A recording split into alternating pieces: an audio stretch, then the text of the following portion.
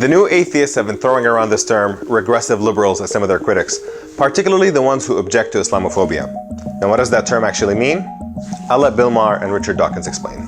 Sam Harris coined an interesting word this week, a phrase, regressive leftists. Liberal about everything else, but then with this one exception. In the case of Islam, it just gets a free pass. Yeah. And I think it's because of the terror of being thought racist. Right. Or at worst, an Islamophobe. Islamophobia. Yes, yeah. a silly word that means nothing. Yes. I mean, it's so dumb because, you know, all the people who are accused of being Islamophobes, like you and me and Sam and Ian, we're liberals. Yes, regressive liberals are supposedly the ones who give a pass to regressive practices in Muslim societies because they're afraid to offend the Muslims. But is there any evidence that the prominent liberal critics of these guys actually condone any regressive practices in Muslim societies? Does Riza Aslan think it's okay to make death threats to people who leave their faith? Or does Glenn Greenwald think it's okay that there is a ban on women driving in Saudi Arabia? Or does Cenk Uygur make excuses for those who threaten violence in response to cartoons? Of course not. There's not a shred of evidence for anything of the sort. And if you bother listening to them, it's clearly quite the opposite. Stoning and mutilation and those barbaric practices should be condemned and criticized by everyone. Freedom of expression absolutely, positively includes insulting your prophet, your God, yourself, and any damn else thing I like to insult.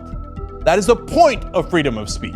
I'm a gay, secular man in a same-sex marriage who has lived in New York and Washington and Rio de Janeiro my entire life. I am not a person interested in advocating for the imposition of Sharia law, and I don't want to live under Sharia law, and anyone who suggests anything like that is engaged in idiotic demagoguery.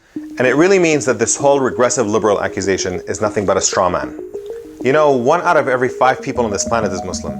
And the Muslim world is so vast that it's made up of so many diverse societies. From Lebanon to Indonesia, from Bosnia to Morocco, and even to American Muslims. You're talking about fundamentally different societies and cultures and understandings of faith. What these critics object to is the blanket demonization of Muslims, casting a shadow of doubt on them collectively by tying them to regressive elements. So when Sam Harris says that we're not at war with terrorism, but with Islam itself, what impact does that have on public perceptions of ordinary Muslims in this country? Or worse yet, when Ayaan Hirsi Ali says that there is no moderate Islam, and says that every devout Muslim supports the atrocities committed on 9/11, can one not draw a direct logical connection between that type of rhetoric and armed right-wingers showing up at mosques to intimidate Muslims, or calls to get rid of them or ban them from the country? And yet, someone who engages in this type of ugly, bigoted rhetoric is held up by these guys as though she's some kind of reformer. To get your head around how grotesque that is, just look at this parallel example. There are plenty of Jewish extremists who engage in violence against civilians, mobs that celebrate hate, and rabbis that justify the killing of children with religious texts. Should these extremists be condemned? Of course they should. But if someone came along and suggested that all Jews support murder, would there be any doubt that that person is engaging in vile anti-Semitism?